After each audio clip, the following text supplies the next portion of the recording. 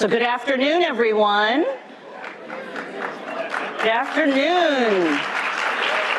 It is absolutely wonderful to see so many people here for this fantastic event.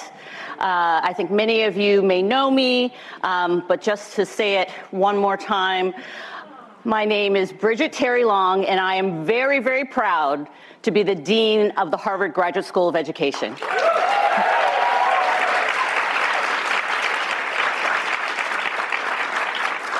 So welcome. I'm delighted today that we have this important event focused on the impacts of environmental change on early childhood development.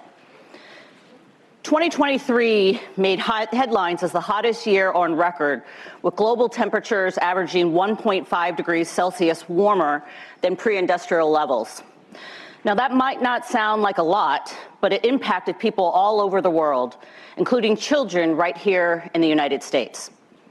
Along the East Coast, students were forced to stay inside while wildfire smoke from Canada made the air dangerous to breathe. In Phoenix, kids were unable to go out on the playground in the middle of the day, with temperatures exceeding 110 degrees for 54 days in a row. In Texas, student sports schedules had to be adjusted to avoid the heat, and schools in Chicago, Philadelphia, Baltimore, Detroit, Milwaukee, and many other cities had to be closed because of heat days, and it was just too hot to learn. And in New York City, a rainstorm caused more than 150 schools to flood, following similar tragedies in Los Angeles.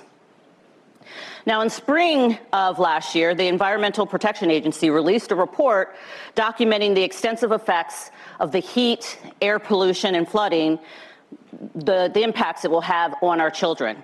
Among the effects, the trends we are seeing with climate will increase the prevalence of asthma, food insecurity, and stressful experiences for both children and their caregivers. There will be undeniable negative effects on student learning, with the impacts being most severe for children of color and children living in poverty. Important for our focus today, these climate-related effects are most likely to affect the health and development of the youngest children from the prenatal period through early childhood, given these are sensitive periods of development.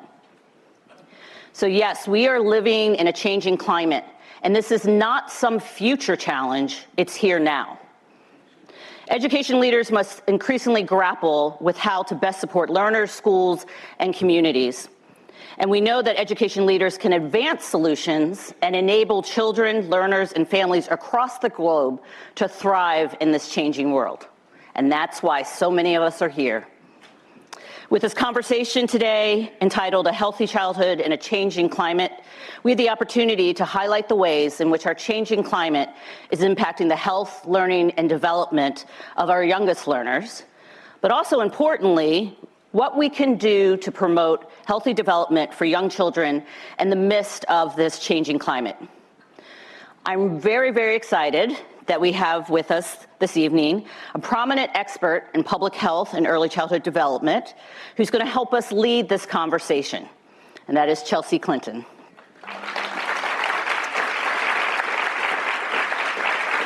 So Chelsea, if I may, holds a DPhil in International Relations and a Master's in Public Health. She serves as Vice Chair of the Clinton Foundation, Vice Chair of the Clinton Health Access Initiative, and chairs the Clinton Foundation's early childhood initiative called Too Small to Fail, which supports families with the resources they need to promote early brain and language development. Thank you so much, Chelsea, for joining us today. And if you'll join me up on stage. Okay.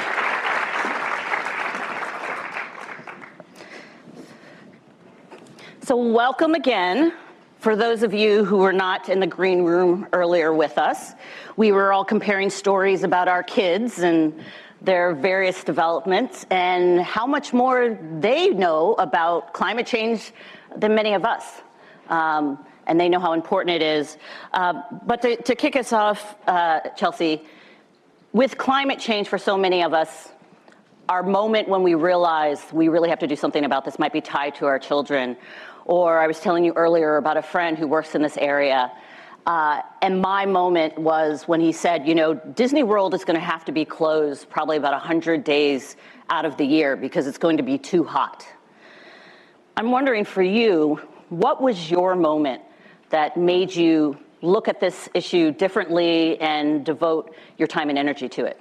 Yeah, well, I want to say thank you, Dean Long, to you and to everyone here at the Harvard Graduate School of Education, and to everyone kind of with the Askwith Education Forum. Having been on the other side of planning events like this, I know that the smoother they run, the more work has gone into them. So really just, Dean Long, want to thank you and Marketa and your whole team and everyone who has brought us here together this evening for this vital and urgent and important, but hopefully also optimistic conversation.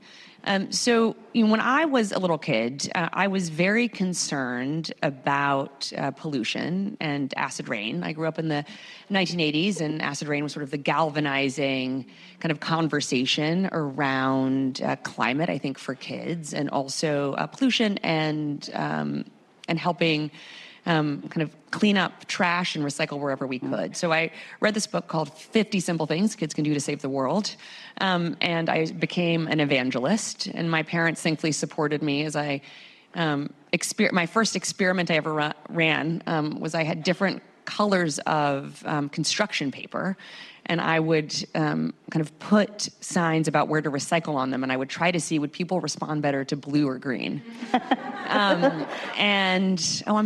Yes, thank you for those of you who laughed. And I think empathy, and maybe even a little bit of kind of similar stories being remembered from your own lives.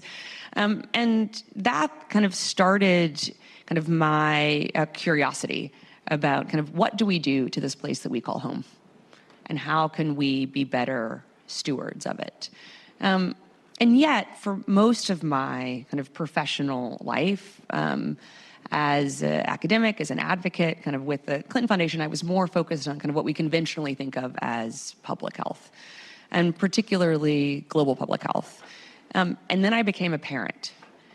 And admittedly, everything that I already cared about, I became even more kind of intensely focused on, and kind of a sense of kind of greater responsibility to do kind of anything and everything that I could.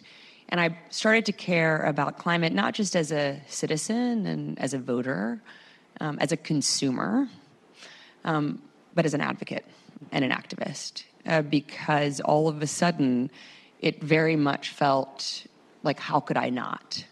How could I not do whatever I could with my heart and my brains and my resources and my networks and my platform to try to draw attention to kind of, yes, the harrowing challenges that climate change kind of already creates for people, particularly our most vulnerable, but also then to try to help, which is why I'm so grateful to be here with kind of the next panel, to focus on what we can do. Because I do think it is quite easy for people to feel overwhelmed, understandably. The scale is overwhelming. But then for that kind of sense of overwhelming to kind of slip into inertia and to slip into cynicism. And I think that cynicism is actually, a great resource for the people who want to protect the status quo. And I think as we think about climate change, we certainly cannot be protecting the status quo. And so I am so thankful, again, to be here, to be focused on what we know works, to help hopefully attract kind of more resources, more attention kind of to those solutions, so that we are kind of always kind of building in a more sustainable way. It's wonderful. So again, you've come to a place where we try to create hope. Because there's amazing work that's going on out there, and together we can do so much. So you mentioned earlier that you've focused on public health issues for many years, but with Too Small to Fail, the work you've done with the Clinton Foundation, you focused on promoting early brain and language development. Why did you make that choice to focus on the youngest of our littlest learners? So I'm sure you're aware of my mom's focus on early childhood education, probably Dean Long. And I grew up understanding how important it was that we surround children and our kind of caregivers with the resources that every child deserves to grow up in a language-rich environment.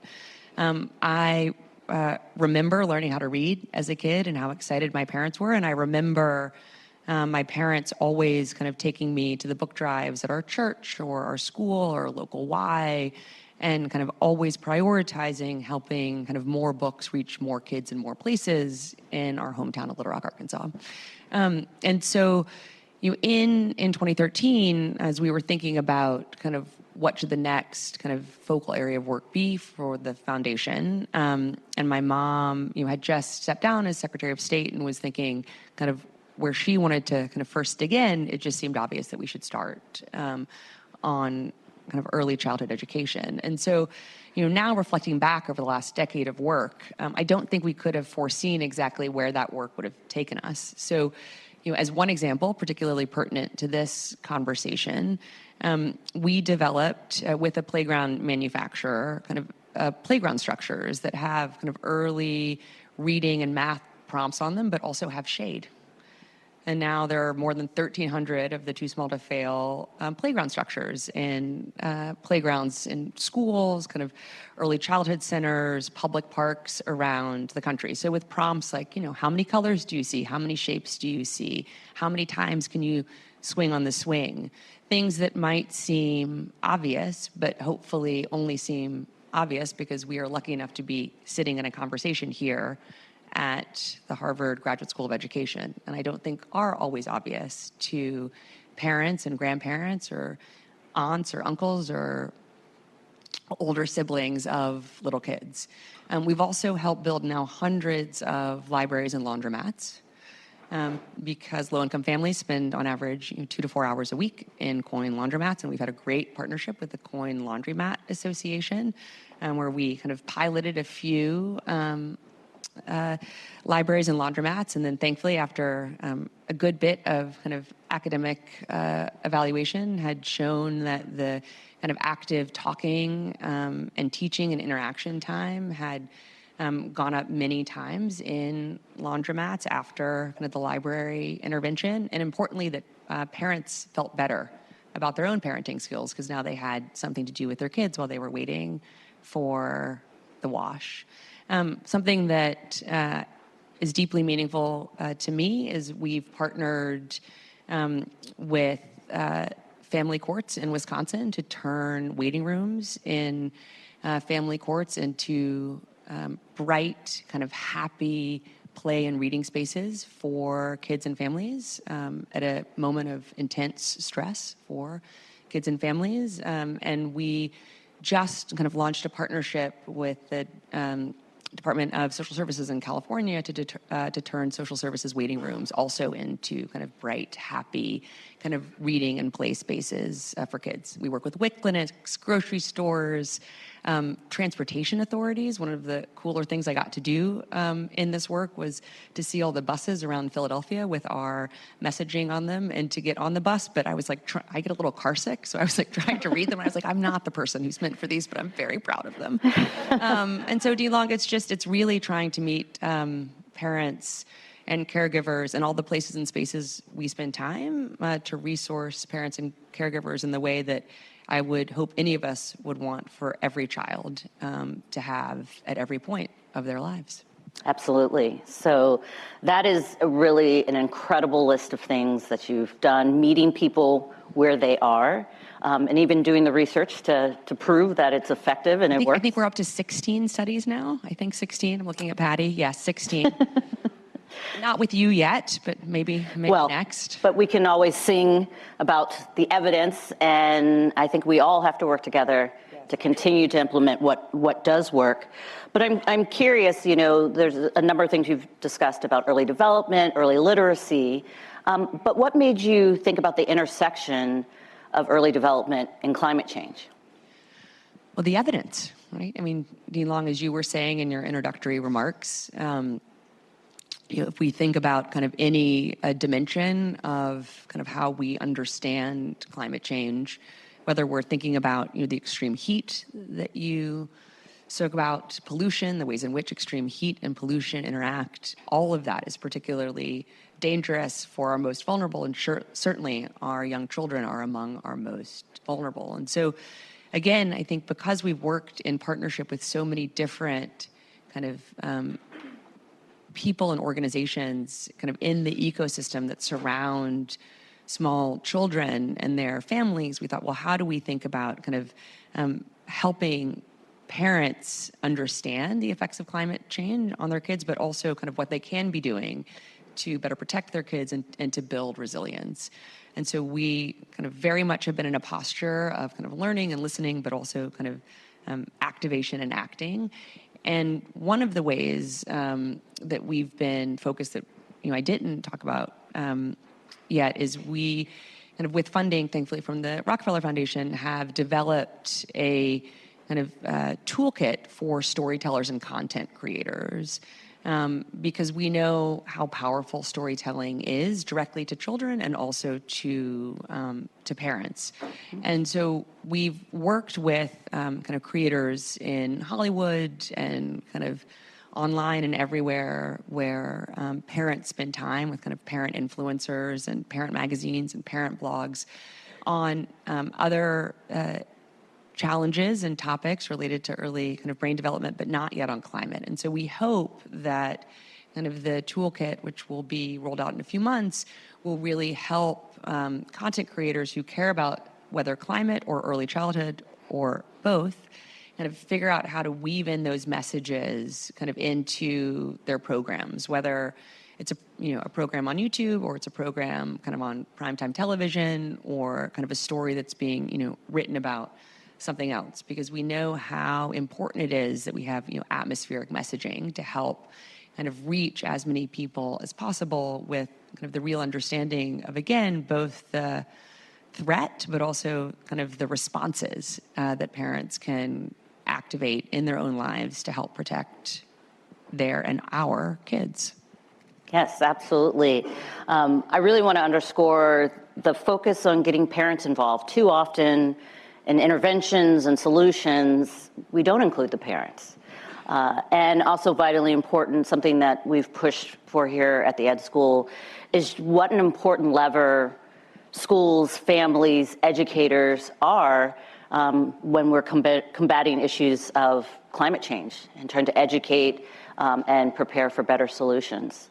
Well, and we know, Dean Long, which I'm sure you know even more than I do, we know that, actually particularly people who are grandparents are quite informed and even persuaded by their kids. So if you look at voting patterns, if you kind of look at surveys of kind of voter data for people 65 and older who are grandparents, if they say, that they kind of care about climate, either as kind of the first thing they're voting on or kind of within the aperture of things that, they're voting at least partly because of, they'll often say like they really learned about climate change or they understood it was important because of their grandkids. And so it is so hugely important, of course, that we kind of teach kids about kind of the science of the world around us. That's what helps kind of fuel their curiosity and their creativity, and also to build them as citizens. Because I think it is really important, again, when we think about kind of these big, scary, kind of all this stuff happening in our world, to help kids feel like they can still make a difference. For me, it was the construction paper. But for kids today, of course, it is still recycling, but also helping educate their own family members about kind of the fact that the climate is changing and what can we do, and also why voting matters. Absolutely, absolutely. So I don't want to take too much more time because we have an outstanding panel that's going to start in a moment. But for my last question, we've noted just how challenging this is and some of the hard truths that we have to face in this work. But I wonder, what brings you the most hope and optimism as you look ahead? Oh, goodness. Well, certainly getting to work with people like Patty and our extraordinary team at Too Small to Fail that is constantly, thinking about what more we can be doing to better support parents and caregivers. I said earlier, slightly jokingly, but 100% serious, like I couldn't have imagined all the spaces and places where we would be, laundromats and WIC clinics and family courts and bus stops and churches and grocery stores and playgrounds. And yet now, of course, retrospectively, it all seems like, well, that's exactly where we should be. And it also hopefully is still just the beginning. And so what gives me optimism are being in places and spaces like this with all of you, right? I'm sure you had many options of things that you could do tonight. You didn't have to be here. Well, maybe some of the students had to be here, but the rest of you didn't have to be here. And that we have more people understanding why it is so important that we better understand the effects of climate change, extreme heat, shifting weather patterns, how the changes to our food system, and kind of everything that we think of in the climate conversation has to also be in the early childhood conversation, that these cannot be kind of separate conversations or kind of separate spheres of work or research or kind of solution making and activating. And it makes me incredibly optimistic that there are so many people who spend even more time than I do thinking again about how scary climate change is, who refuse to be cynical.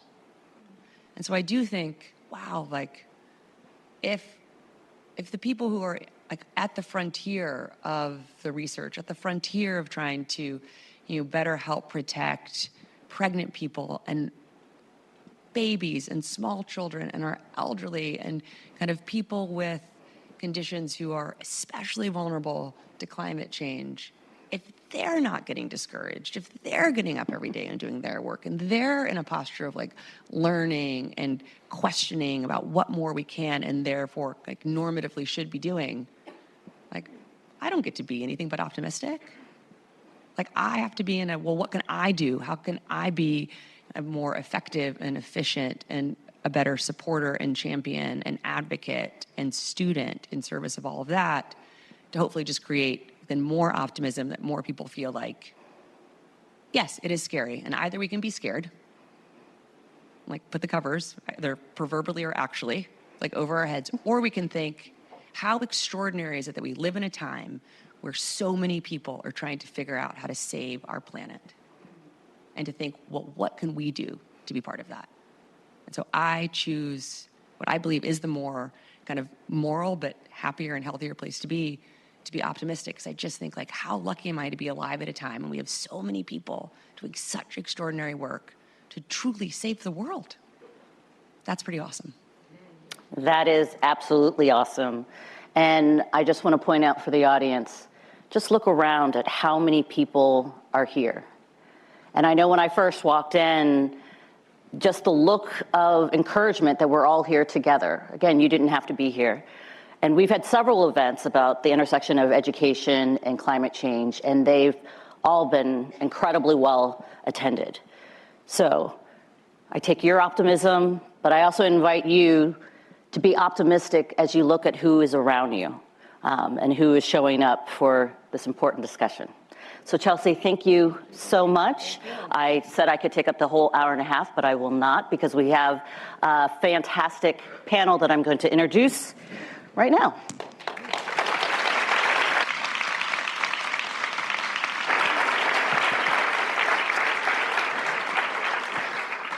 So I want to invite our amazing panel up in just a moment. To introduce them just briefly, we have Leah Austin, President and CEO of the National Black Child Development Institute. Gaurab Basu, who's the Director of Education and Policy at the Center for Climate, Health, and the Global Environment at the Harvard T.H. Chan School of Public Health. So our colleague from not too far away, and increasingly we're doing more and more with the School of Public Health, so that's wonderful. We have Lindsey Burghardt, who's the Chief Science Officer at the Center on the Developing Child here at Harvard University, and very much a close friend of the Ed School. And then we have Junlei Lee, the Saul Zaentz Senior Lecturer in Early Childhood Education here at the Harvard Graduate School of Education. So please join me in welcoming them to the stage.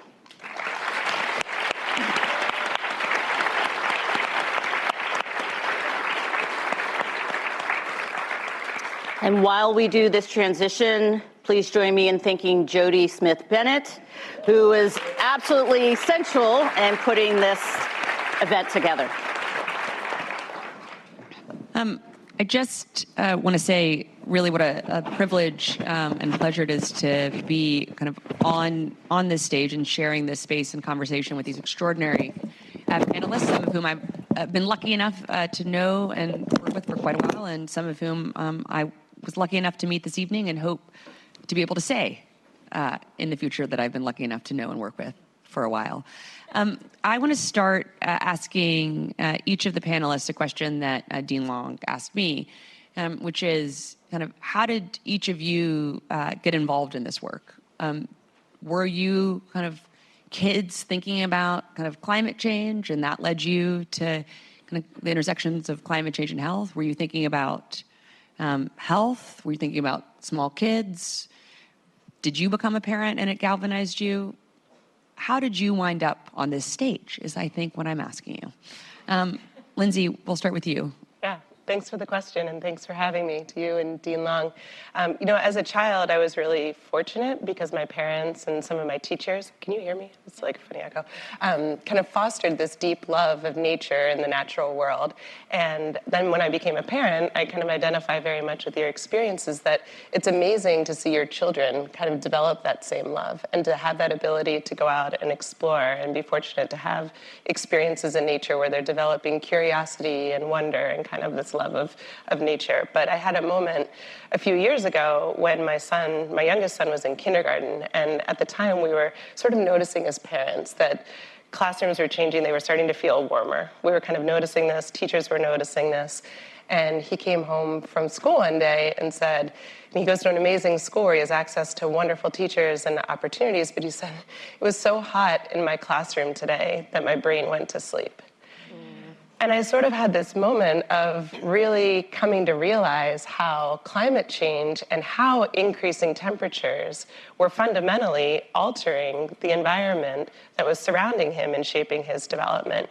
And we know that the environment that surrounds children and the experiences that they have in all of these places, right, where they live and learn and play and grow together, they shape children's development.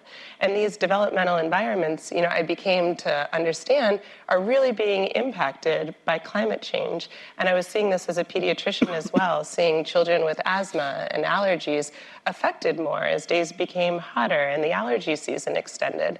And so, climate change is impacting these developmental environments, and I began to really feel that. But what really motivated me was that it also seemed like we already have this huge range of solutions that people have identified that are really good for early childhood, and they're really good for climate.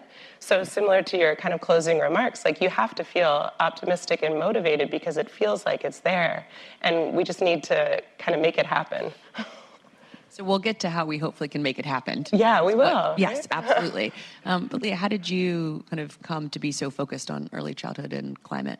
Yeah, absolutely. Well, one, I'll say it did not start off as me as a child worrying or wondering way too much about my environment and climate, so I'll just be honest there. I'm probably newer to the issue of climate change than many of my colleagues, but I started my career off as an early childhood teacher and taught in D.C. public schools. And so I have for a very long time been really concerned about the quality of life that Black children, in particular, and Black children and families experience in the United States and even globally. And so when I became the president and CEO of the National Black Child Development Institute, as we were, and this was 2.5 years ago, as we were going through our strategic planning process, very exciting, yay, strategic planning. We were looking at data across a number of different factors and indicators, and unfortunately, just kind of being slapped in the face over and over again with where Black children were faring. And climate came up as one of those indicators, one of those factors that Black children would, in fact, bear the brunt of the burden of climate change. And as that became more aware to us, we decided that it had to be, it wasn't even really a decision, it was kind of, we just had to, that climate change has to be an issue. So it's one of 8 outcomes that I'll talk about while we're on the panel, but it's just had to become one of the issues that we tried to tackle. And I will just add to that, I'm also a parent. So I have a 9-year-old son. I'm also an aunt, so I have niece and nephews. I am an aunt to sort of my extended village of friends, and just thinking about their kids who I love very deeply. And I'll say it keeps me up at night, which I think that turns into a motivating factor, to understand that, just the sadness that we live in a world where, quite frankly, Black children don't have the same access to clean air and clean water, for example, which is utterly ridiculous, but it is where we are, and it's, the reason why we're on this panel and here to talk to you all, and it's obviously the reason you're here, is to understand, how do we change that? It's something that we can change, and so how do we change that? Yeah, I did not grow up thinking about climate change very much. I'm a community primary care doctor. I think this core question has animated my inquiry growing up is, how do we make a world and we can take care of each other? How do we make a world? How do we put things in place so we can take care of each other? And so that led me to be a community primary care doc. That led me to work in Liberia and India and work on human rights and global health work.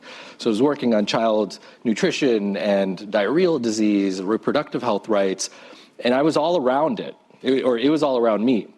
And I couldn't see it. I remember talking to a friend saying, it's great you're planning a career in environmental work, but there's so many people we got to take care of. Like, I got to do that. And that was a misunderstanding on my part, clearly. In 2018, the UN had a big report, the IPCC report, which many of you probably know, and it just shook me.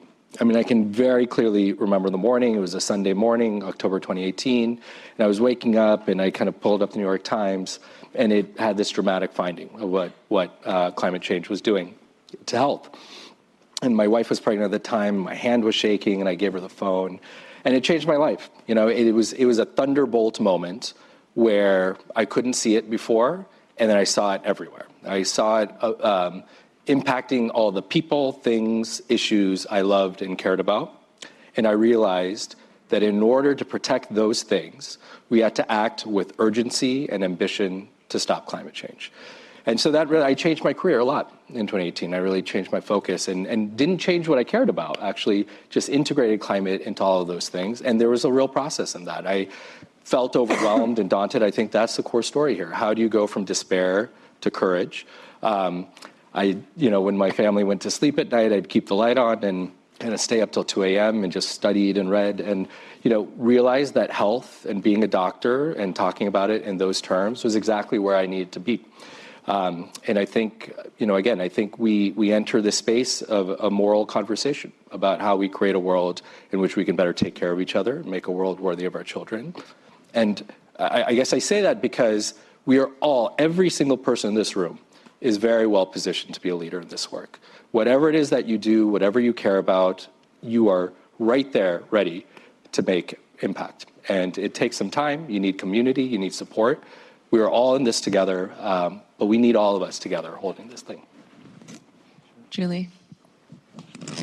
I think I'm here because of my deep appreciation for early childhood educators and how they've always engaged children in thinking about the environment to make sense of their relationship with the world.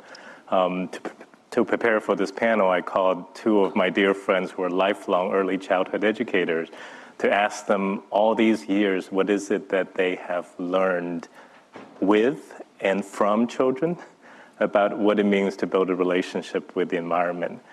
And the other thing that I did, you might laugh, is I rewatched the 1990 week on environment from Mr. Rogers' Neighborhood. So for those of you who didn't grow up with the program, it was the longest running children's program on public television. And long before we've grown-ups have started to talk about climate change, he devoted a whole week in 1990 about the environment. And it was during that week, Chelsea, you were talking, I think earlier, about one of your children loved marine biology. During that week, it culminated with Mr. Rogers diving into the ocean with the marine biologist Sylvia Earles on the boat, talking about what does it mean to care for the fish in the ocean and what does it mean to care for the planet. And it's out of that deep appreciation of the legacy of early childhood education and the environment that I'm here. I mean, I'm going to cry. I know. I want to talk more. Well, I know. I think we're all going to go home tonight, probably. Look at Google. Hopefully not at 2 a.m. Climate Week, Mr. Rogers, 1990, and hope that it's easy to find. I am also curious, Junlei, what did your friends tell you that they've learned from their many years as early childhood educators, as how kids understand that there is a world beyond kind of their classroom or their home or wherever else they might be spending time? So one of the first things my early childhood educator friend told me is that, children see the world so much lower than we do, which means that they see the things on the ground so much more clearly than we do. They are so fascinated with everything that is there.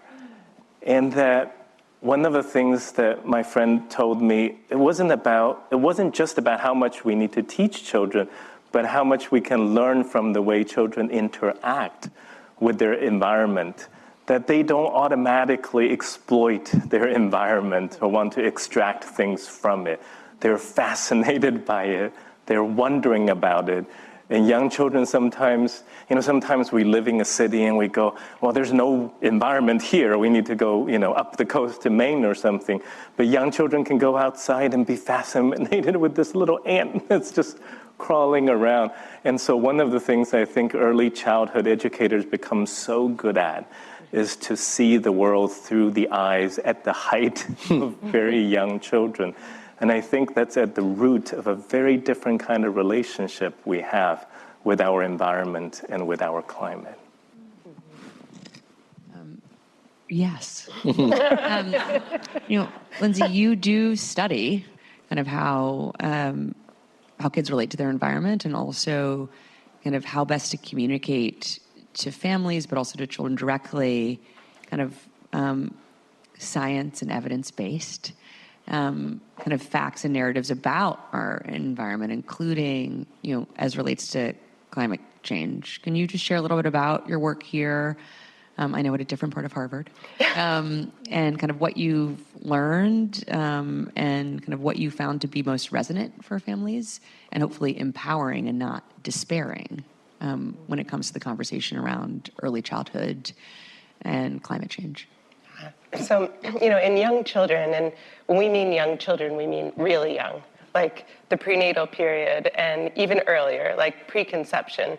Our biological systems, the brain, but it's also bigger than the brain, right? It's the metabolic system, the immune system. They're all developing in this deeply interconnected way, and they're influenced by the environments that surround them. And this is where climate change comes in again, because, like I talked about earlier, it's sort of impacting and affecting these environments that surround children that shape their development. And there's a lot of really good research that's out there that's done by people, not myself, at other places like Gaurab Center and others, that have seen in three big categories, how climate change is starting to impact those deeply interconnected biological systems. And it sort of boils down to three big categories, right? It's really air, temperature, and water. And we can tell, now we know these biological pathways, things like how higher temperatures are leading to babies being born too early or too small. And this audience, very well understands the implications that can have across the life course. And I think that science is really important. And I also think that some of the most compelling science is the kind that our grandmothers could have explained to us. And that becomes really valuable when we're trying to build understanding and meaning around early childhood and climate. So, I can give some examples, but if you think about sharing a book with a toddler, and you have that toddler and it's a warm summer day and you're in a small room, and it's very hot, and there's not a lot of air circulation. And you can imagine how you might feel while you try to share that book, and how that toddler might feel, and how that environment might impact their behavior. And then you take that same toddler and the same book on the same day, but you go out and you're in a grassy field, and you're on a blanket under a tree, and there's a breeze blowing. That environment is very different, and it's gonna shape our experiences. And then, you can imagine something more acute. Like there's an extreme wet weather event and there aren't flood diversions in your neighborhood. And so your home floods and you and your children need to leave for a month.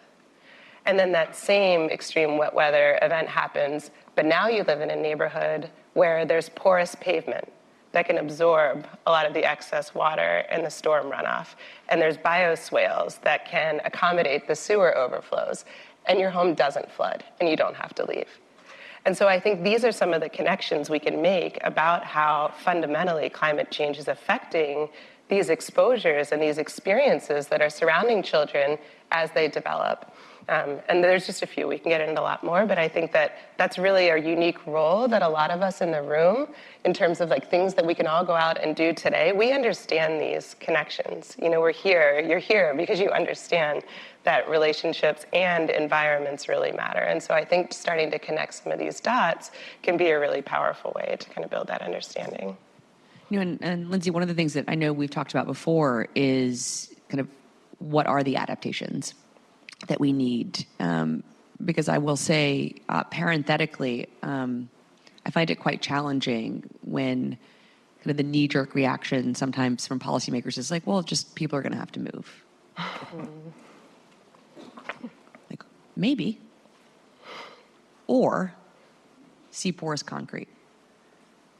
The blithe ways in which sometimes people talk about people's lives and livelihoods, but also people's homes and domiciles, I find challenging in this conversation often. And yet, of course, we do know that tens of millions of people are moving because of climate change. And Gaurab, because Lindsey just referenced your work, I wonder if you could talk about kind of your current kind of research and kind of what you're really focused on, and also, again, kind of what solutions you see as really having kind of meaningfully protective effect for kids and families. Well, again, you know, Lindsey and I are trying to bring this health lens to this work. And so maybe you could start with saying, why talk about it at health? You know, climate change is many issues at once.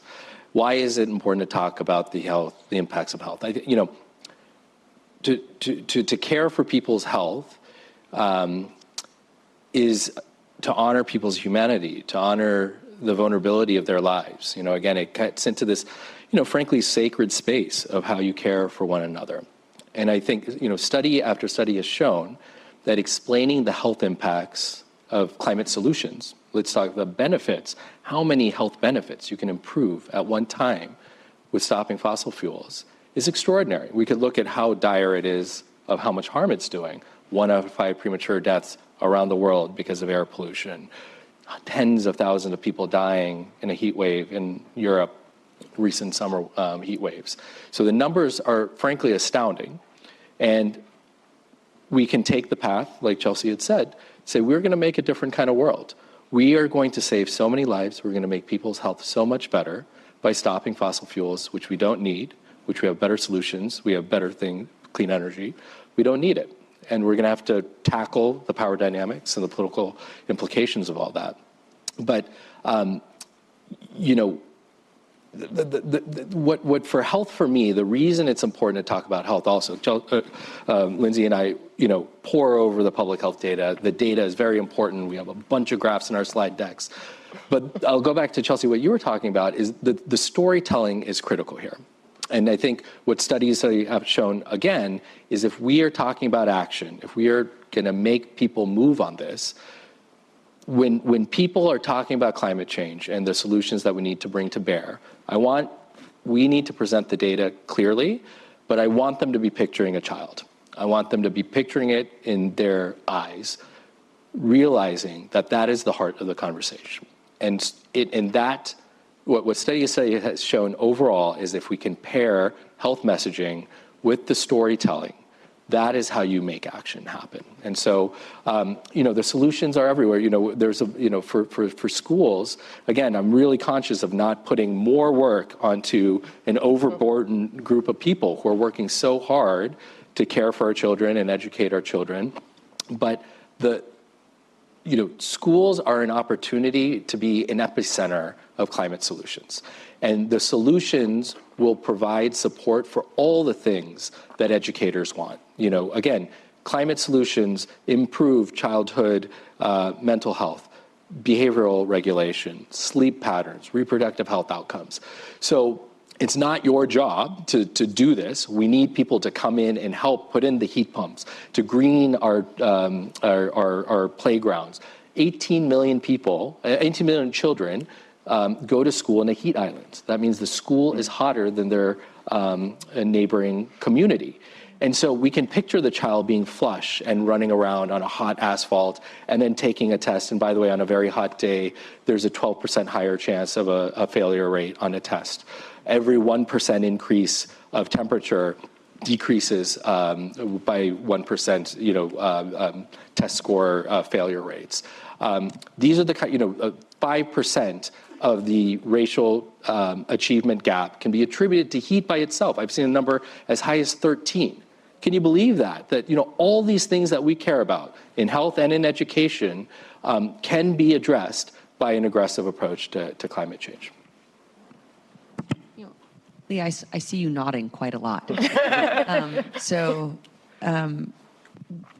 Could you just share a little bit more, as you kind of indicated earlier, kind of not only kind of why this is now such a focus of kind of your work on behalf of Black children and families in our country. I think that's well understood, but kind of what you're focused on.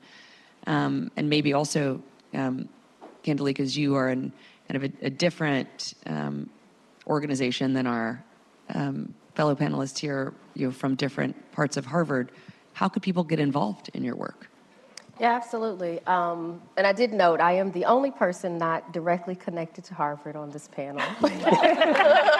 Oh, thank you. I don't know why you clapped, but I'll take that. That's awesome. One thing I do want to just pick up on is the data and sort of the analysis that you both provided, right? And so if we think about a child who is in a school, and we know that for many Black students and low-income students, they're in schools that are, in fact, hotter, that don't have the resources. Literally, many are in schools that don't have air conditioning and ventilation systems that allow them to be in a comfortable temperature, right? So if we think about that's your reality and how that might change your behavior. And so, yes, there's the correlation to your academic achievement, and if you fail a test that day or pass it, less about what you know, but more about everything you're experiencing. We also know that your behavior may change, right? So just imagine on a very hot day when you're just agitated and someone's too close to you and you kind of want to smack them, but you can't because that's, not allowed. But it might happen in a school, right? And so for a Black child, more than likely than any other child, all of this context isn't going to matter. It's going to be, oh, you are a bad kid, and so now you are suspended. You are then expelled, and it starts off as young as 3 and 4 years old. So it's not just elementary, middle, and high school. Excuse me, we're literally talking about little kids who that's an impact of climate change that's happening to them in their classrooms as young as 3 and 4 years old. So just wanted to kind of add to the data you all presented and show how these discrepancies and these inequities really show up for Black children in ways that we don't always connect the dots on. And then our work, so the National Black Child Development Institute is a national organization. We've actually been around for over 50 years. We are, as the name suggests, focused on the development of Black children.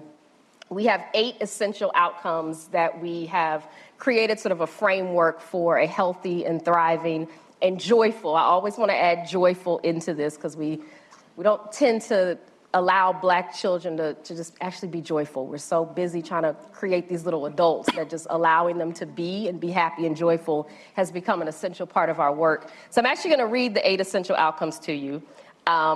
For a number of reasons. One, they're that important to me to make sure I get them right each time. And 2, we did a lot of work to make sure they were written from the voice of a child. I love the story of kids, it's not even a story, the fact of children seeing the world literally from a different vantage point. And I can remember being a kindergarten teacher and sitting in the seat that they would sit in, and other adults would be like, why are you sitting in the kid's seat? And I'm like, you don't understand what I see down here. It's a whole different experience.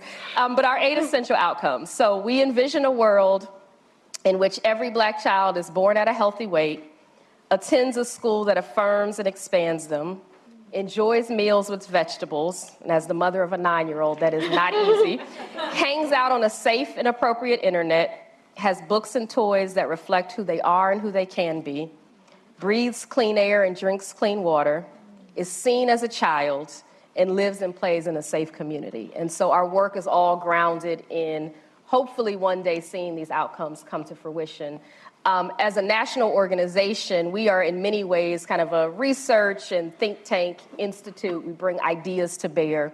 And then we have a national affiliate network of over 24 community-based organizations that are advocating and in some cases implementing programs to bring these 8 outcomes to fruition in their communities. But what we've realized, especially as we are in these conversations with the climate experts, is that quite frankly, each one of those 8 outcomes will be completely disrupted by climate change if we're not aggressively centering children in the climate work that we're seeking to do. And so that's how we have now come to a place where this is such an important issue for us, and we are really supporting our affiliate network with the resources, the tools, the research they need to do their advocacy on the local level. Julie, I see that you brought a prop. Though I feel like maybe that's, I'm accidentally, inadvertently not giving the great Rachel Carson her due. But I have to ask, why did you bring Rachel Carson's book on stage with you, and what should we know about both it and your why? I love it. So every time I try to think about the intersection of early childhood and environmental issues, I reread this very small book. It's from Rachel Carson, and for those of you who don't know, Rachel Carson is one of the most important advocates that changed the data, the science, and the stories that we tell about climate. But what many of you probably don't know, what I didn't know until about 10 years ago, the last unfinished book that Rachel Carson wrote was about the intersection of early childhood and climate change. She, towards the end of her life, she became the guardian of her nephew. And so after her lifetime worth of work, she started to act like an early childhood educator. She started to see the world, see environment and climate through the eyes of the child. And if you don't mind, I want to read just a short passage from Carson's book. I mean, I feel like it's very appropriate that we have story time in early childhood and climate. It was probably the most beautiful description of young children and the environment that I've seen, and it's from Carson. I'm going to take my glasses off. So, a child's world is fresh and new and beautiful, full of wonder and excitement.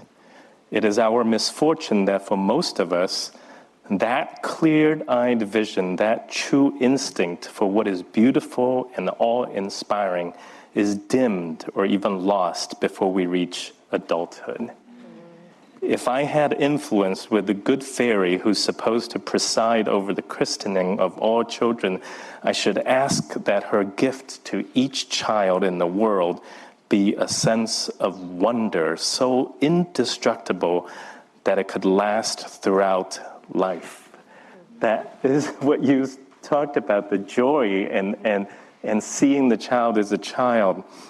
If a child is to keep alive their inborn sense of wonder without any such gifts from fairies, he needs the companionship of at least one adult, the parent, the child care provider, the educator, who can share it, rediscovering with the child the joy, the excitement, and the mystery of the world we live in.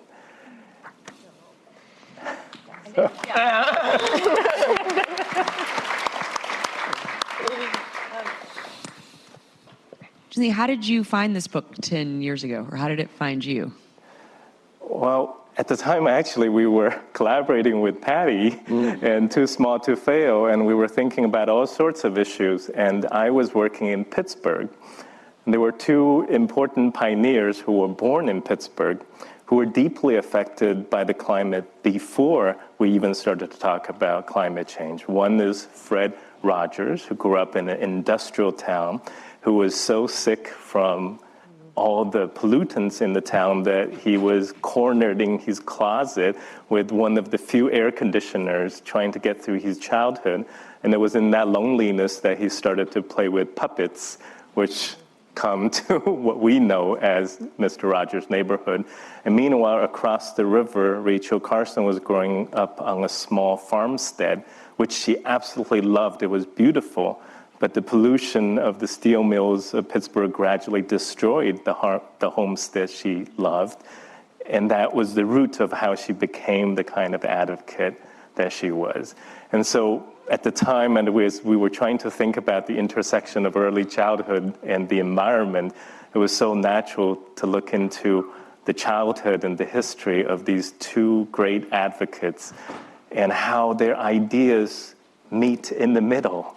Right, meet in the middle, and which is very much the title of Carson's unfinished book, The Sense of Wonder. How our care, our actions can be inspired, not just by the sense of risk and impending threat, but the sense of wonder that children have about the world around them. And what we can learn from them. I know we'd hoped to take questions from the audience. I think there are people walking around with note cards. Yes. So please, if you have questions for our extraordinary panelists, I think you can take a note card, or if you already have a note card, you can return it, and hopefully we'll get to your questions.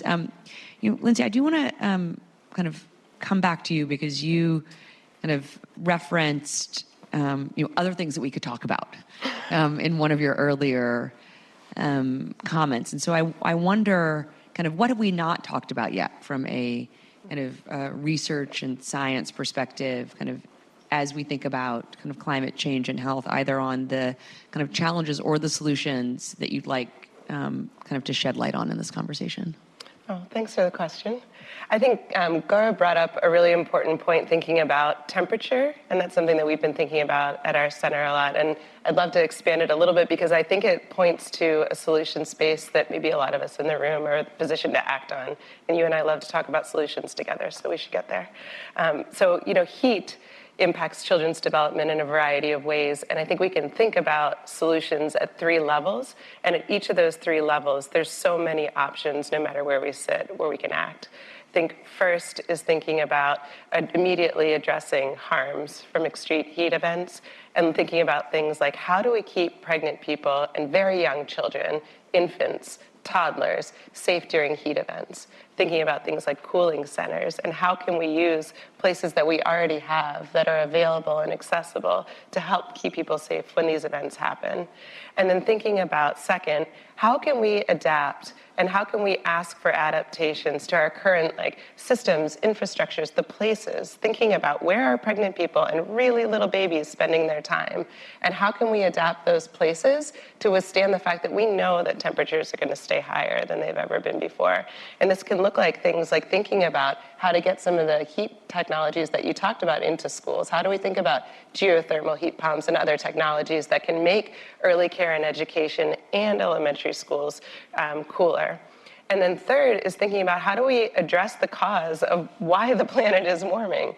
And this can, look like things like accessing solar technologies and decreasing our reliance on the energy grid. And the 2 big categories that can fit into all 3 of those levels that I'd really love for us to think about in this space that you brought up and that you've done so much work in with Too Small to Fail is at greening the places where pregnant people and little children spend their time. This is such a powerful intervention, and I think that it really deserves a spotlight because, there's so many reasons, but my new favorite one, and you just brought this to the forefront of my thinking, and thank you for that. It's just that all children deserve this sense of like wonder and curiosity and being able to do what I did and what my children did, like being in the dirt with a stick, right? And like just that joy that it brings. And we can list all of the benefits that it has on their physical health, on their microbiome, on their immune system. And we talked about the improvements and, it would help, 6 out of your 8 outcomes, in terms of children's mental health and, really innovative improvements we've seen from greening school years and how that translates to behavior in the classroom.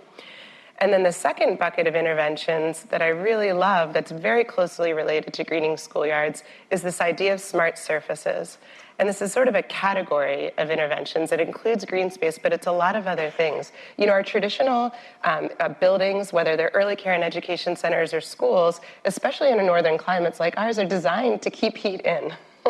And our sidewalks and our pavements and our schoolyards, they reflect heat and they make temperatures warmer.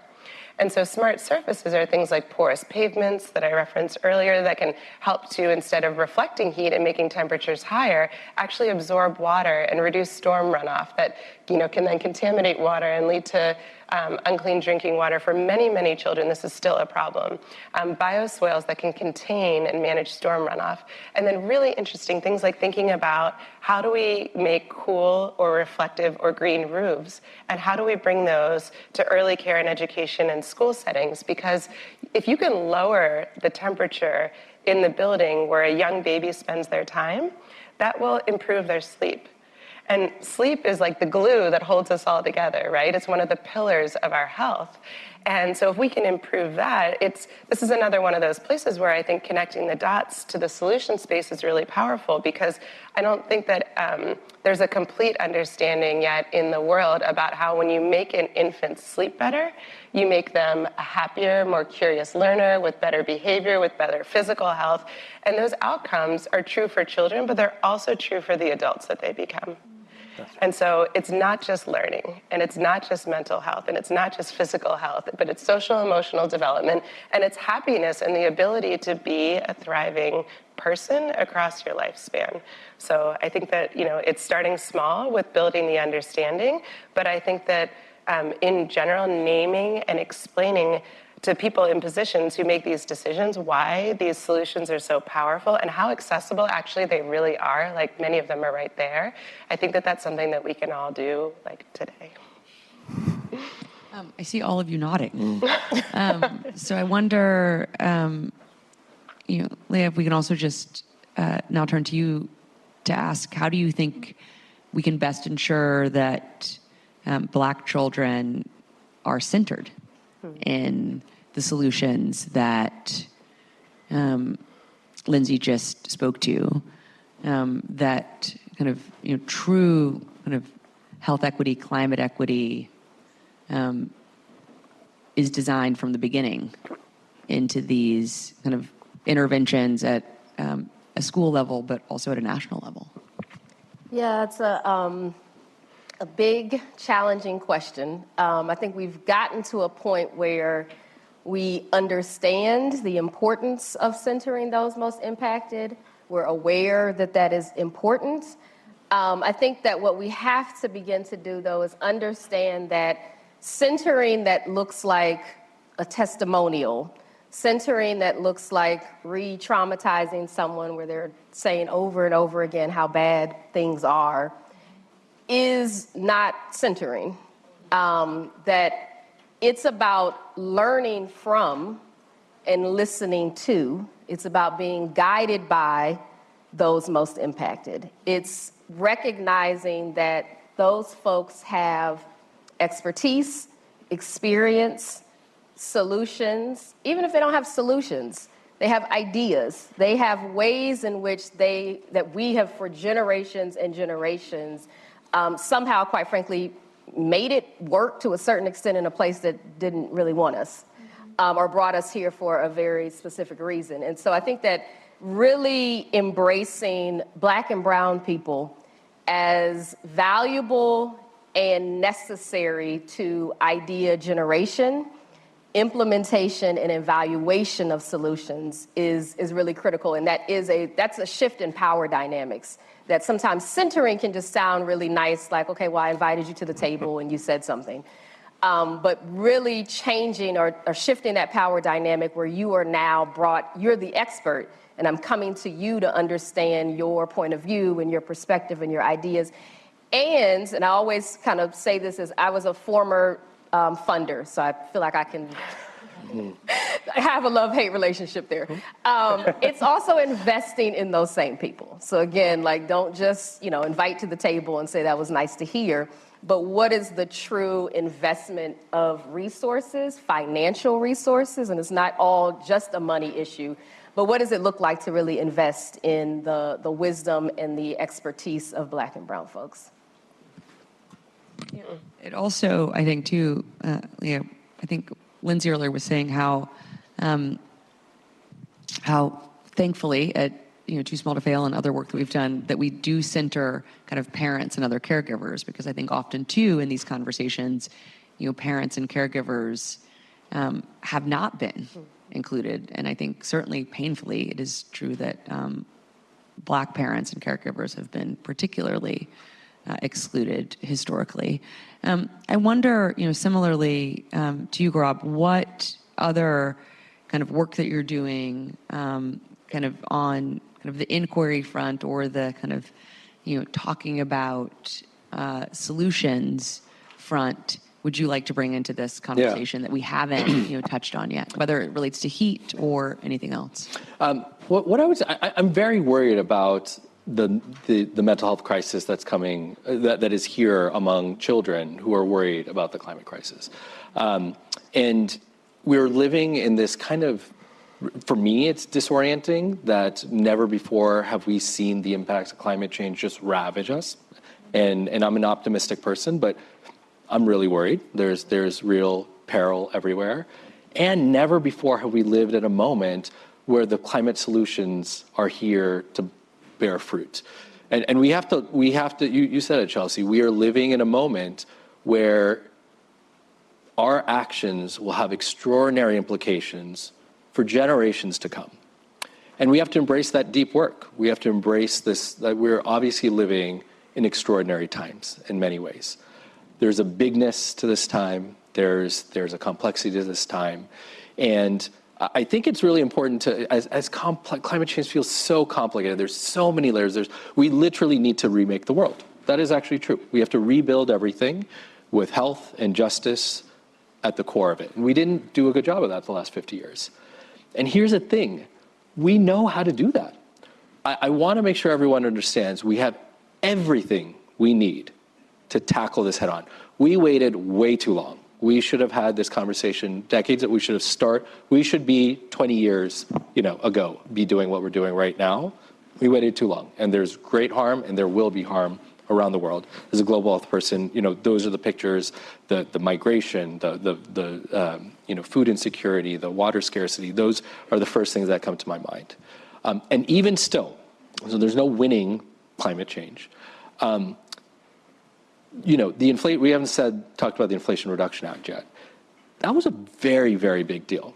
Okay, by one federal policy, it's modeled out. The U.S. is committed to a 50% reduction by 2030 in emissions and anthropogenic emissions by 2050. The Inflation Reduction Act promises to get 40% of that, almost all of it. And you throw in state-based policies that are happening everywhere. The ingenuity, Lindsey, the comments that she was making about the creative solutions that we have, it is all there. 82% of all new energy installations in 2021 were clean energy. I mean, there is transformation happening everywhere, in the United States and around the world. There's a momentum that is here, that is unstoppable. And so, listen, I stay up, I'm a worrier, I stay up late at night worried, and that's how it is. So I'm worried. But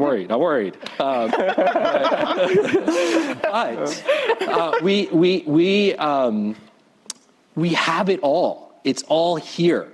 And the work is what Lindsey is saying, to see the humanity of every child, to bring in the right community participatory work, to have the values right, and to say that every piece of what we do in creating society, I don't think about emissions or pollutants that much. Like those are measurements, those are manifestations of what we are creating.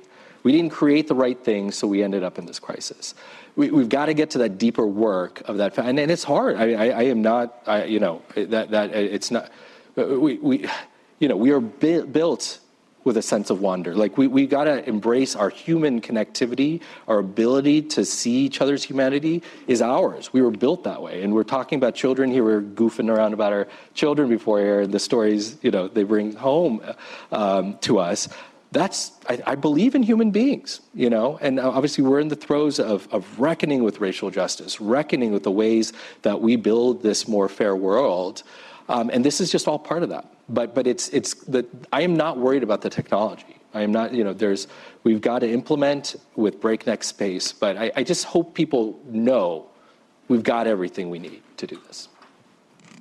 Well, and I think, Gaurab, you were making the point earlier about how powerful stories are to hopefully bring people into this conversation who aren't in this room, this evening. Because I do think, sometimes when we think about either the large-scale challenges, whether kind of emissions or the rising temperature, or even the large-scale solutions like the Inflation Reduction Act, it can feel very sort of distal to people. And yet when we talk about, the number of people who died in the European heat waves, or the fact that because of rising temperatures, the kind of sphere of people who are at risk for malaria, goes 3 miles north every year across the continent of Africa. Or that we had malaria in Florida. This is less distal. Right? This is more tangible. I think it's more easy than for people to think that could be me, that could be my family, that could be my child. And so I do think the importance of storytelling is so crucial, both to help people understand the vulnerabilities, but also the solutions. And so, Junlei, I want to turn to you, who has been such a good storyteller, talking about kind of Mr. Rogers and kind of sharing the words of Rachel Carson and connecting us all back to Pittsburgh. Just again, a similar question. What stories do you think we haven't kind of paid enough attention to in this conversation this evening, or what kind of hard evidence on kind of challenges or solutions have we not yet focused on? So I'm not a policymaker, but I think a lot about the principles that upon which we build our policies, or upon which we try to develop technical solutions. And so I think back to the work of early childhood, whether it's someone doing it on television or whether it is someone doing it on the floor with children. Two particular principles that come to mind as I was listening to all of you, that is as much true for early childhood work as it is true for this climate work. One is this idea that, and my colleagues here in this school would often say, that we cannot make a lasting impact on children by skipping over the adults in the middle. Right? And that would mean the families, that would mean the care providers, that would mean the educators, whether it is about including them, whether it is about understanding how we can support them, that if we can create disaster response or protective buffers around the adults, children's sense of wonder will be overwhelmed by the sense of fear and concern that they feel in the adults. This is as true as, when a mother is holding a child without saying a word, the stress that the mother feels will be felt at the child level. Right? And so whatever policies that we develop, that it's easy sometimes politically to talk about, let's do it for the children. No, let's do it for the adults who are around the children, so the adults can do what they do for the children. The other principle that seemed to emerge here, and I think this is a challenge, this is a welcoming challenge for the early childhood field too, which is to think, what is health? Right? We've talked here about physical health, we've talked here about mental health, behavioral health, and so on. But increasingly, I think the field started to understand that the foundation of all these things we call health and well-being is relational health. We know this very well in early childhood, that the thriving of even someone as young as an infant depended on the health of the relationship that infant have. And if we think about a family, the health and well-being of a family depended on their relationships with their community and with their world. And the health of a community depend on their relationships with the environment all around them, which is what we have been talking tonight. And I think to expand that framework, the one relationship now we need to consider in every aspect of this work is the relationship we have with our environment, whether we're thinking about a child, a family, or a community, and that the relationship with the environment is part of that relational health too. And that relational health ultimately becomes the foundation for everything that we value in the lives of children and families and communities.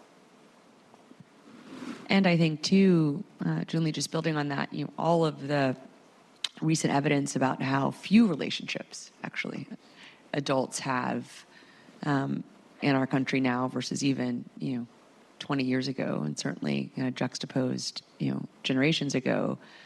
I think it's just so well said that we have to have relational help in all of these conversations, whether we are kind of talking about kind of public health and well-being, or the environment. And while you were talking, I was thinking about how lucky I was, but also am, that I spent a lot of time in national parks as a kid. And in state parks in Arkansas, but that so many of my earliest family memories are at Dinosaur National Park or Glacier National Park or in the Blue Ridge Mountains or at Pinnacle State Park in Arkansas, and how grateful I am that my parents understood kind of that I needed that sense of wonder. And so I'm going to call them tonight and say thank you. Because I think it's important that we kind of live in gratitude too, in a moment of deep kind of fear and dislocation.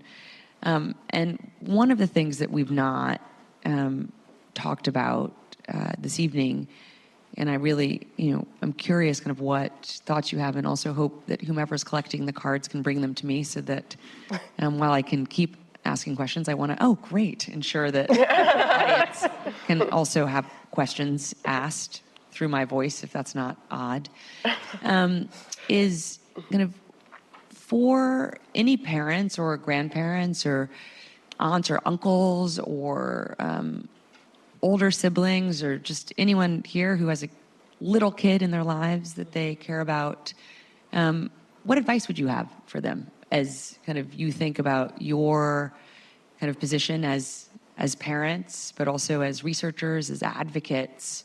Kind of what do you think kind of those of us who have small humans in our lives should know, maybe that we haven't talked about, or any advice that you might have for them? Lindsey, I'm looking at you. Yeah, you can go first. I'm closest. I'll go first. I'm going to steal something that you said in the green room that I don't think is a prepared comment, but really struck me, that like when we all feel this sort of overwhelm, how important it is at our core to just connect with the young children in our lives and to see them for what they are, as like full of wonder and full of innocence. And I think of that story you told of your little child grabbing your face and saying it's going to be okay. And it's just so beautiful, right? Because you can get very much, several people have talked about this, caught up in it. And I think, I'm sort of tired of telling people to do more things. I don't want them to tell them, you need to go out and now fix climate change too. And so I think just saying it's okay to go home and connect and celebrate and love the young children in your life, because it's such a gift, right? If you have a young child in your life, that whatever your relationship to them, I think that that's such a special thing that we can't lose that celebration of that relationship. It's sort of at the core of all of these other things, and have it be lost amidst all these bigger worries. So I think that's what I hold tight when I start to feel very worried, and I think it can just be a source of both like comfort and celebration. Yeah. Ditto. I mean, in all seriousness. And it's Gaurab's idea, so we can just ditto on both sides. No, I think that's exactly right. I mean, we want to avoid as much as we can the climate kind of anxiety that is a very real issue and struggle for folks. And so, yeah, this like idea of enjoying and being joyful with young people and learning from them really resonates with me. I think the other thing is to help parents in particular understand sort of the ecosystem in which you are participating. And it's like, what are the things you can do with your child or children at home? We were talking about like early childhood providers, no matter what size space they have, they make use of that space in some really miraculous and wondrous ways. And so how can you be doing that at home? And then kind of building from there, you know, we're really big on how do we help parents, in particular educators, understand the responsibilities that are outside of them. Like, you don't have to take on everything. There are systems and there are industries that we have to figure out how we hold folks accountable for what they do to us as well. It's not as easy, but I think there's something, we also have to help parents in that sense as well.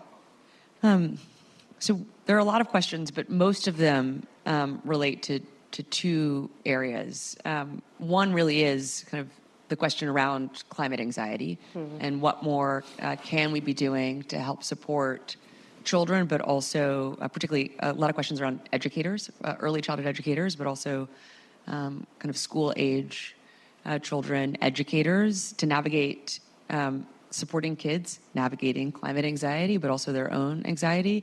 And then another kind of whole bucket of questions around, and I know, Junlei, you said you're not a policymaker, but a lot of questions around how do we try to get policymakers to act at the local, state, and federal level. And so just kind of want to put those two questions here and ask each of you to offer thoughts in reaction to either or both.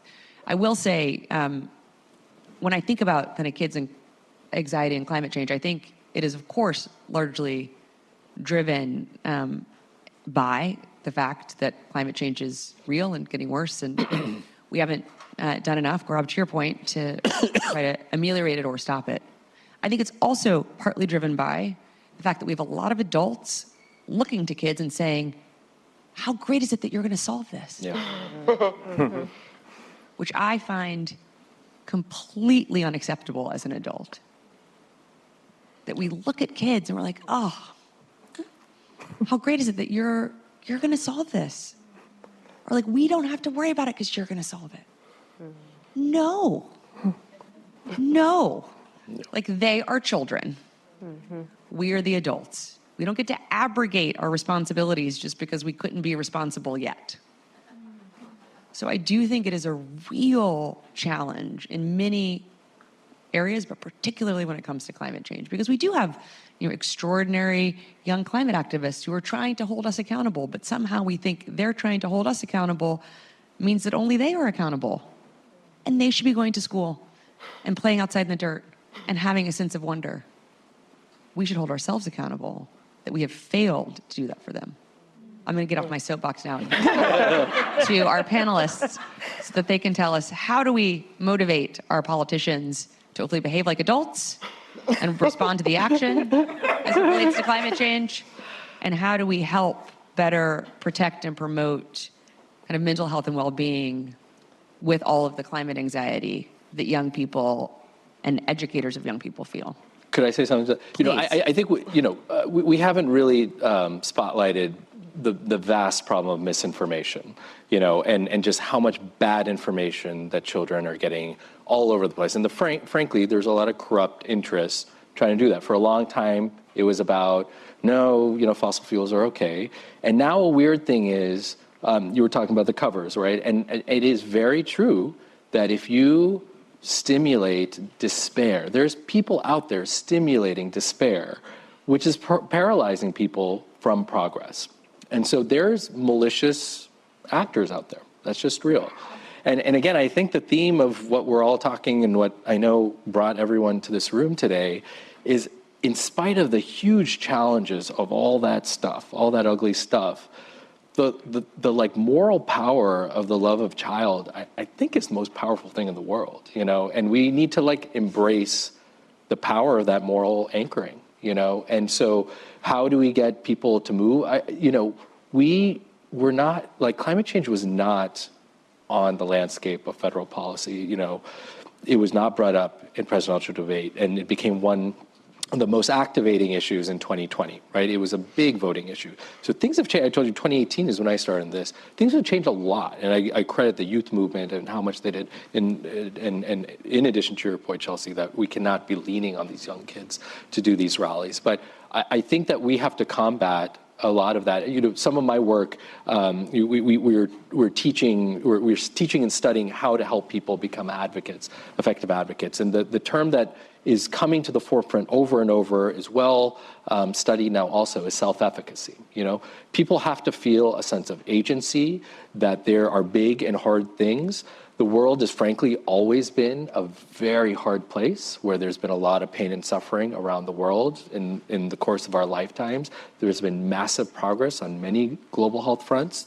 So we can do big things. And all of the history of humans has been tackling really hard things. And this is another story of that. But the zone has been flooded with all this bad information. And if we can cultivate community, I think community is critical, declaring our values, finding our people, finding leadership structures so that we can come together and find our voice and sense of self-efficacy, that's the space where I think profound change happens. Anyone else want to comment on either question? Well, I think in part, like the antidote or the counterpart to anxiety and climate overwhelm in young children is showing them the solutions, right? And not saying you're responsible for the solutions, but the same way they're getting messages of, you know, things are so dire and the planet is warming and things are being so terrible. We need to counteract that and balance that with examples of people in their context, in their communities, in their lives, because those people are going out and making things better. Local leadership is engaged, and people are doing amazing things all over our country. And so, you know, if we can amplify that and show children what that looks like, I think that that's a really powerful kind of antidote to that feeling of like, it's so big and so heavy and I can't tackle it. And I think, you know, I have, you know, not as much experience with policymakers as somebody like Gaurab, but in my experience, the thing that often unlocks things for people who are in positions of power is having that connection to understanding how it impacts someone that they love, right? When you make that connection about how this will affect their grandchild, their niece, their little neighbor that they love, it suddenly doesn't become about polar bears, right? It becomes about that child, and people want to protect children. There are people out there who don't love young children, but there's many, many more that do. And so I think that that possibility to tap that and to connect on that level is really powerful. And that we just have to keep going. Yeah. Right? I wonder, Leah or Junlei, if you have any thoughts or reflections about the two big questions. Yeah, absolutely. Just two quick shout outs of two projects that our organization is involved in. One is the Early Years Climate Action Task Force, which published a paper in the sort of winter of 2023 last year that lays out really nicely recommendations for policymakers at the federal level, state level, local level. We did a lot of work of figuring out how to support early childhood providers without, quite frankly, we could say climate anxiety. It's getting late, so just driving them crazy, right? Like giving them some suggestions that don't feel like one more thing to do. So I would recommend that you go to, the website is CAPITA, CAPTIA, and you can get the report there and see that. And then the second project I'll name is a project that is called Black Representation for Kids. And it is all about ensuring that, as we're talking about storytelling, ensuring that books and resources that are tackling or introducing climate change to Black and Brown communities actually have Black and Brown people in those resources. And so kids can see a community, a neighborhood that looks like theirs, both from a standpoint of the impact, but also from a standpoint of you as an expert, you as an advocate, and how you can be a part of the change we seek. I think we cannot address the climate challenge with only technical solutions, that we would need relational solutions, because we are where we are because of a broken relationship that we have with the environment around us. So when all of us in the green room as well as here keeps thinking and talking about our own children as well as our own childhood. And so I'm just thinking, like, if you can think of a child in your life right now, right, and you picture in 10 years, in 20 years, and you wonder, what kind of relationship do you want them to have with the world around them? It's surely not a relationship of consumption and exploitation the way it has been, but it is also not a relationship that's built on fear and helplessness or cynicism. That our hope is that they would, in their 20s, in their 30s, when they become parents, that they have a relationship that's fundamentally based on that sense of wonder that young children have about that world. And that out of that sense of wonder, when you wonder about something, when you wonder about a tree, an ant, a person, you care about that thing that you're wondering about. And if you care about that thing, then you take action for it. And I think that's the kind of relational solution, in addition to the technical solutions, that we need as we look ahead to the times we have. Well, I think that's a good note to end on. A sense of wonder, and also the humility of all we still have to learn, but also the confidence of all that we do know. And the urgency to continue to ask better questions, but also to be mindful of the solutions that exist. Thanks to many of the people in this room, and certainly the people on this stage this evening. I want to acknowledge that we had many more questions on cards on many critical issues. I know on kind of migration, certainly at a global standing on kind of global health matters, and certainly hope that you will find these extraordinary people kind of here, for those of you who are at Harvard, but I certainly hope that panels like this always include those who are outside the ivory tower. Leah, thank you so much for being with us and kind of talking about kind of your work of kind of bringing research kind of into advocacy and action and accountability, and words that don't start with A. That awkward alliteration. Thank you. Keep it going. Yeah, it's always good to be with fellow nerds, and also citizens. And I know I'm not kind of the official closer this evening, and want to ask, I believe, Laura to come up and do the honors. But it would be awkward for me to not acknowledge that we're in an election year. And while I certainly have early memories of going to national parks with my parents, I already took all of you down memory lane with me. I also have early memories of going to vote with my parents. I take my kids to vote. Please take your kids to vote, particularly if they care about climate change. Because who is in office at the local, state, and federal level in our country, as you heard this evening, really matters. There's a lot of attention on the presidential election for understandable reasons. But whomever is in the White House has nothing to do with the pavement that is here in Cambridge. They're not going to make decisions about what's going to happen to the public school roofs. They're not going to be allocating kind of budget dollars as to whether or not there should be more or fewer green spaces. If you care about the climate, of course it matters who's in the White House and Congress. You heard Gaurab talk about the Inflation Reduction Act, the single largest investment in green infrastructure in the history of the world ever. But it matters who's in local office too. So I won't tell you who to vote for, but I will tell you, since I have the microphone, to please take your kids to vote with you, so they understand the connection between what they care about, whether it's climate or education or health or all of the above, and how they intersect, and who you pull the lever for, and why you pull the lever in the first place, and why you choose to vote and participate in our democracy, hopefully, so that we can keep it. Please join me in just thanking our extraordinary panelists and in welcoming Laura to the stage.